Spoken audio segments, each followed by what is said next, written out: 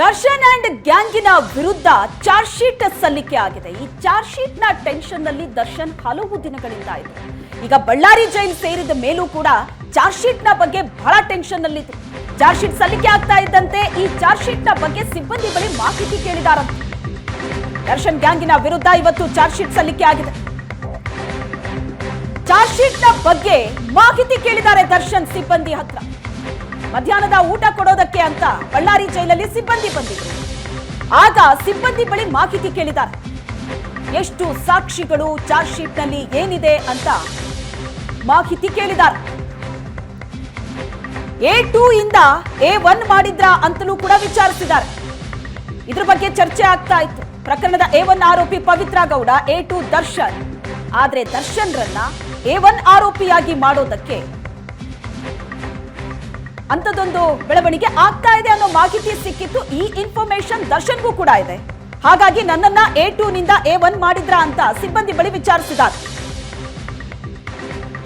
Darshan gang ವಿರುದ್ಧ 3991 ಪುಟಗಳ charge sheet ಸಲ್ಲಿಕೆ ಆಗಿದೆ. ಎಷ್ಟು ಪುಟದ ಚಾರ್ಜ್ ಶೀಟ್ ಅನ್ನೋ ಪ್ರಶ್ನೆಗೆ ದರ್ಶನ್ ಉತ್ತರ ಸಿಗ್ತಾ ಇದ್ದಂತೆ ಶಾಕ್ ಆಗಿದ್ದಾರೆ. 3991 ಪುಟಗಳ ಚಾರ್ಜ್ ಶೀಟ್ ಸಲ್ಲಿಕೆ ಆಗಿದೆಯಾ ಅಂತ ದರ್ಶನ್ ಶಾಕ್ ಆಗಿದ್ದಾರೆ, ಗಾಬರಿ ಆಗಿದ್ದಾರೆ. ಅಷ್ಟೊಂದು ಸಾಕ್ಷಿಗಳ ಅಂತ ಆರೋಪಿ ದರ್ಶನ್ ಬಳ್ಳಾರಿ ಜೈಲ್ನಲ್ಲಿ ಟೆನ್ಷನ್ ನಲ್ಲಿದ್ದಾರೆ. ಚಾರ್ಜ್ ಶೀಟ್ ಸಲ್ಲಿಕೆ ಆಗಿದೆ, ಹೆಚ್ಚಿನ ಮಾಹಿತಿ ಇಲ್ಲ ಅಂತ ಸಿಬ್ಬಂದಿ ಹೇಳಿದ್ದಾರೆ. ಮಧ್ಯಾಹ್ನದ ಊಟ ಕೊಡೋದಕ್ಕೆ ಅಂತ ಸಿಬ್ಬಂದಿ ದರ್ಶನ್ ಇದ್ದಂತ ಸೆಲ್ಗೆ ಹೋದಾಗ ಆಗ ದರ್ಶನ್ ಕೇಳಿದಂತ ಪ್ರಶ್ನೆ, ಎಷ್ಟು ಸಾಕ್ಷಿ, ಚಾರ್ಜ್ ಶೀಟ್ ನಲ್ಲಿ ಏನಿದೆ ಅಂತ. 3991 ಪುಟಗಳ ಚಾರ್ಜ್ ಶೀಟ್ ಅಂತ ಹೇಳ್ತಾ ಇದ್ದಂತೆ ಗಾಬರಿ ಆಗಿದ್ದಾರೆ ದರ್ಶನ್. ಈ ಬಗ್ಗೆ ಹೆಚ್ಚಿನ ಡೀಟೇಲ್ಸ್ ಅನ್ನ ಕೊಡ್ತಾರೆ ನಮ್ಮ ಪ್ರತಿನಿಧಿ ನರಸಿಂಹಮೂರ್ತಿ ಸಂಪರ್ಕದಲ್ಲಿದ್ದಾರೆ. ನರಸಿಂಹಮೂರ್ತಿ, ಒಂದು ಕಡೆ ಚಾರ್ಜ್ ಶೀಟ್ ಸಲ್ಲಿಕೆ ಆಗ್ತಾ ಇದ್ದಂತೆ ಅದ್ರ ಬಗ್ಗೆ ಒಂದಷ್ಟು ಚರ್ಚೆ ನಡೀತಾ ಇದೆ. ಮತ್ತೊಂದು ಕಡೆ ಈ ಪ್ರಕರಣದ ಆರೋಪಿಗಳಿಗೂ ಟೆನ್ಷನ್ ಜೋರಾಗಿದೆ.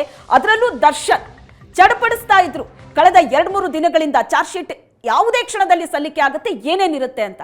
ಈಗ ಸಿಬ್ಬಂದಿ ಊಟ ಕೊಡಕ್ ಹೋದಾಗ ಅವ್ರ ಹತ್ರ ಪ್ರಶ್ನೆ ಕೇಳಿದಾರಂತೆ, ಎಷ್ಟು ಪುಟದ ಚಾರ್ಜ್ ಶೀಟ್, ಇಷ್ಟೊಂದು ಸಾಕ್ಷಿಗಳ ಅಂತ ಬಹಳ ಗಾಬರಿ ಆಗಿದಾರಂತೆ. ಇದ್ರ ಬಗ್ಗೆ ಏನ್ ಇನ್ಫಾರ್ಮೇಶನ್ ಸಿಗ್ತಾ ಇದೆ? ನಿಜಕ್ಕೂ ಟೆನ್ಷನ್ ಅಲ್ಲಿ ಇದ್ದಾರೆ ಹಾಗಾದ್ರೆ ದರ್ಶನ್? ಶ್ವೇತಾ, ಕಳೆದ 2 ದಿನಗಳಿಂದ ಕೂಡ ದರ್ಶನ್ ಅವರು ಬಹಳನೇ ಟೆನ್ಷನ್ ಇದ್ದಾರಂತ ಇಲ್ಲಿ ಹೇಳ್ಬೋದಾಗಿದೆ. ಯಾಕಂದರೆ ಶನಿವಾರ ದರ್ಶನ್ ಅವ್ರನ್ನ ನೋಡೋದಕ್ಕೆ ಏನು ಅವರ ಪತ್ನಿ ವಿಜಯಲಕ್ಷ್ಮಿ ಸೇರಿದಂತೆ ಅವರ ಸಂಬಂಧಿಕರು ಕೂಡ ಏನು ಬಂದಿದ್ದರು. ಬಂದಂಥ ಸಂದರ್ಭದಲ್ಲೇ ಹೇಳಿದರು ಸೋಮವಾರ ಅಥವಾ ಮಂಗಳವಾರ ಚಾರ್ಜ್ ಶೀಟ್ ಸಲ್ಲಿಕೆ ಆಗಲಿದೆ ಅನ್ನೋಂಥ ಮಾತನ್ನು ಕೂಡ ಅವ್ರು ಹೇಳಿದರು. ಅಂದಿನಿಂದ ಕೂಡ ಒಂದಷ್ಟು ಆತಂಕದಲ್ಲಿರ್ತಕ್ಕಂಥ ದರ್ಶನ್ ಅವರಿಗೆ ಸೋಮವಾರ ಆತಂಕ ಒಂದಷ್ಟು ಜಾಸ್ತಿ ಆಯಿತು. ಯಾಕಂದರೆ ಸೋಮವಾರವೇ ಏನು ಚಾರ್ಜ್ ಶೀಟ್ ಸಲ್ಲಿಕೆ ಆಗುತ್ತೆ ಅನ್ನೋಂಥ ಅನುಮಾನದ ಮೇರೆಗೆ ಸಾಕಷ್ಟು ಟೆನ್ಷನ್ ವ್ಯಕ್ತಪಡಿಸಿದರು. ಇಲ್ಲಿರ್ತಕ್ಕಂಥ ಸಿಬ್ಬಂದಿ ಜೊತೆನೂ ಒಂದಷ್ಟು ಮಾತಾಡಿದರು. ಆದರೆ ಸೋಮವಾರ ಆ ಚಾರ್ಜ್ ಶೀಟ್ ಸಲ್ಲಿಕೆ ಆಗಲಿಲ್ಲ. ಮಂಗಳವಾರ ಮಧ್ಯಾಹ್ನ ಈ ಟೆನ್ಷನ್ ತಾಳಕ್ಕಾಗಲಾರ್ದಂಗೆ ನೇರವಾಗಿ ಏನು ದರ್ಶನ್ ಅವರು ಮಾತನ್ನು ಹೇಳ್ತಾರೆ, ನನಗೆ TV ಕೊಡಿ ಅನ್ನೋಂಥ ಮಾತನ್ನು ಕೂಡ ಕೇಳ್ತಾರೆ. ಯಾಕಂದರೆ TV ನೋಡ್ತಾ ಇದ್ದರೆ ಪ್ರತಿಯೊಂದು ಅಪ್ಡೇಟನ್ನು ಕೂಡ ತಾವು ನೋಡಬಹುದಾಗಿದೆ ಅನ್ನೋಂಥ ಒಂದು ಮಾಹಿತಿ ಮೇರೆಗೆ ಟಿವಿಯ ಬೇಡಿಕೆಯನ್ನು ಮಧ್ಯಾಹ್ನ ದರ್ಶನ್ ಅವರು ಇರ್ತಾರೆ. ಆದರೆ ಈವರೆಗೂ ಕೂಡ ಟಿವಿಯನ್ನು ಅವರಿಗೆ ಕೊಡಲಾಗಿಲ್ಲ. ಸಂಜೆ ವೇಳೆಗೆ ಸಿಗುತ್ತೆ ಅನ್ನೋಂಥ ಒಂದಿಷ್ಟು ಮಾಹಿತಿ ಲಭ್ಯವಾಗ್ತಾ ಇದೆ. ಇವತ್ತು ಬೆಳಗ್ಗೆ ಕೂಡ ಕೇವಲ ಟಿಫಿನನ್ನು ಮಾಡಿರ್ತಕ್ಕಂಥ ದರ್ಶನ್ ಅವರು ಊಟವನ್ನು ಕೂಡ ನಿರಾಕರಣೆ ಮಾಡಿದ್ದಾರೆ ಅನ್ನೋಂಥ ಮಾಹಿತಿ ಇದೀಗ ಲಭ್ಯವಾಗ್ತಾ ಇದೆ. ಪ್ರಮುಖವಾಗಿ ಏನಂತಂದರೆ ದರ್ಶನ್ ಅವರಿಗೆ ಚಾರ್ಜ್ ಶೀಟ್ ಸಲ್ಲಿಕೆಯ ಭಾಗದಲ್ಲಿ ಸಾಕಷ್ಟು ಆತಂಕ ಇತ್ತು.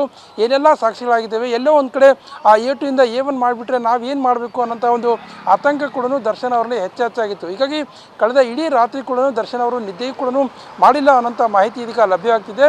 ಇದೀಗ ಬಂದಂಥ ಲೇಟೆಸ್ಟ್ ಮಾಹಿತಿ ಅಂತಂದರೆ ದರ್ಶನ್ ನೇರವಾಗಿ ತಮ್ಮ ಪತ್ನಿ ಮತ್ತು ವಕೀಲರಿಗೆ ಫೋನ್ ಮಾಡೋದಕ್ಕೆ ಅವಕಾಶ ಕೊಡಿ, ತಮ್ಮ ಸಂಬಂಧಿಕರಿಗೆ ಫೋನ್ ಮಾಡೋದಕ್ಕೆ ಅವಕಾಶ ಕೊಡಿ ಅನ್ನೋಂಥ ಮನವಿಯನ್ನು ಕೂಡ ಜೈಲ್ ಸೂಪರಿಂಟೆಂಡೆಂಟ್ ಮಾಡಿದ್ದಾರೆ.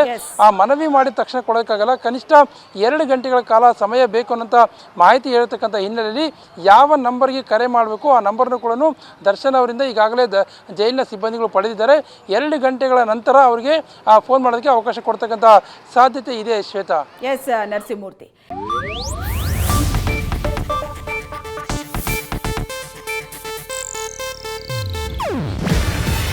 ಇದು ಏಷ್ಯಾನೆಟ್ ನ್ಯೂಸ್ ನೆಟ್ವರ್ಕ್ ಪ್ರಸ್ತುತಿ.